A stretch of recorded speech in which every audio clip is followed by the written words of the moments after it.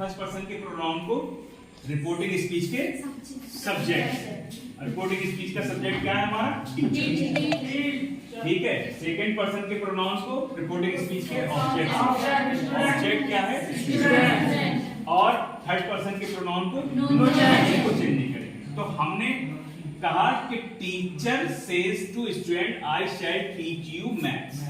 तो हमने जो है इसको जब इनडायरेक्ट में बनाया तो हमने बताया टीचर टेल्स स्टूडेंट।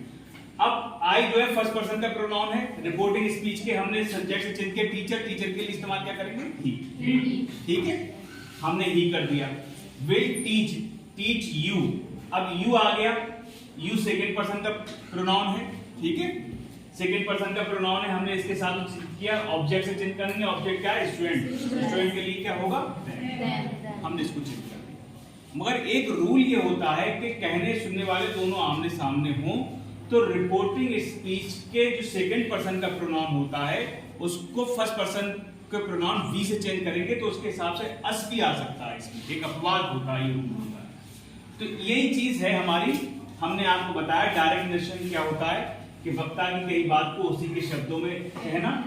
ठीक है, और हमने उसका उदाहरण दिया कि teacher said to student I shall teach you maths. ठीक है, ये हमारे डायरेक्ट नरेशन हो गया। फिर हमने कहा इनडायरेक्ट नरेशन, वक्ता की कही बात को अपने शब्दों में कहना है।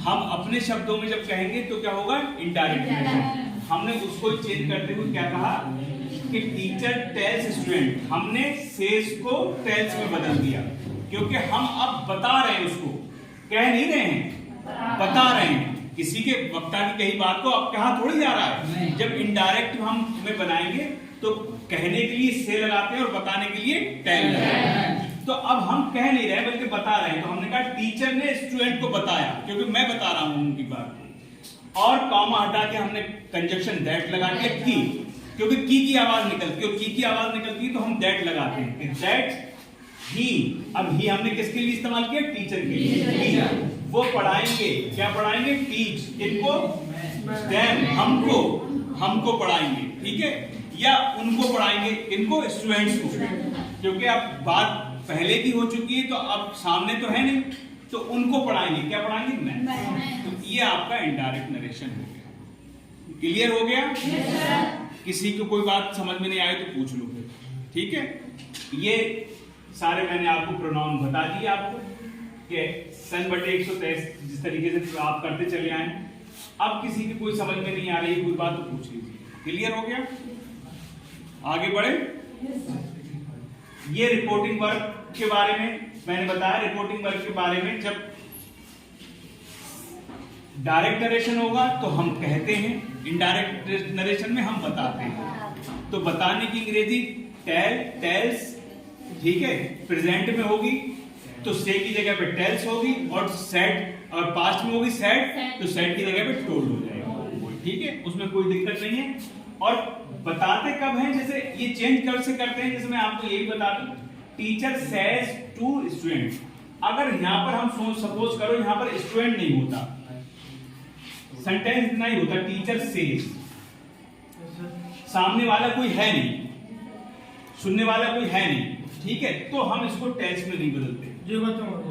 ठीक है, तो सेज का सेज ही रहेगा। ठीक है, अगर ऑब्जेक्ट नहीं होगा, ठीक है, तो हमारी रिपोर्टिंग वर्क चेंज नहीं होगी। तो जो होगी वो ही रहेगी। जब तक ऑब्जेक्ट नहीं होगा या सुनने वाला नहीं होगा, सामने वक्ता के कोई है ही नहीं, तो हम उसको टेल्स में नहीं बदलेंगे ना टोल्ड में बदलेंगे।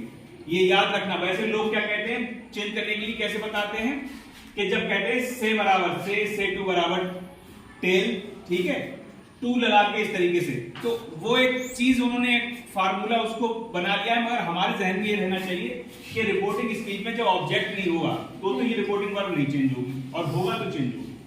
ठीक है? Yes sir. क्या होगा? अगर रिपोर्टिंग वर्क में ऑब्जेक्ट होगा तो रिपोर्टिंग वर्क चेंज होगी, और ऑब्जेक्ट नहीं होगा तो रिपोर्टिंग वर्क चेंज नहीं। जो होगी वही रखी जाएगी। प्रेजेंट में होगी तो प्रेजेंट में रखी जाएगी वैसी की वैसी, और पास्ट में होगी तो वैसी की वैसी पास्ट में रखी जाएगी। It's okay? Clear? Yes sir.